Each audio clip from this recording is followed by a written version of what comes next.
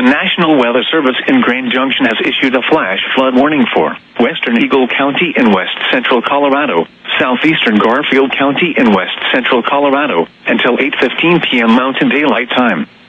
At 5:07 p.m. Mountain Daylight Time, Doppler radar indicated thunderstorms producing heavy rain across the warned area. The expected rainfall rate is 2 to 3 inches in 1 hour. Flash flooding is ongoing or expected to begin shortly. Hazard: flash flooding caused by thunderstorms. Source: radar.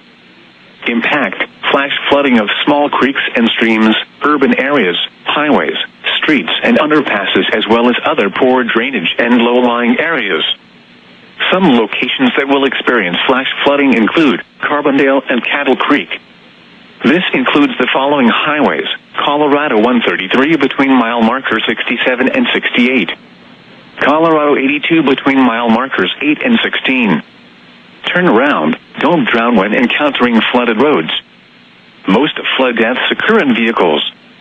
In hilly terrain, there are hundreds of low water crossings which are potentially dangerous in heavy rain. Do not attempt to cross flooded roads. Find an alternate route.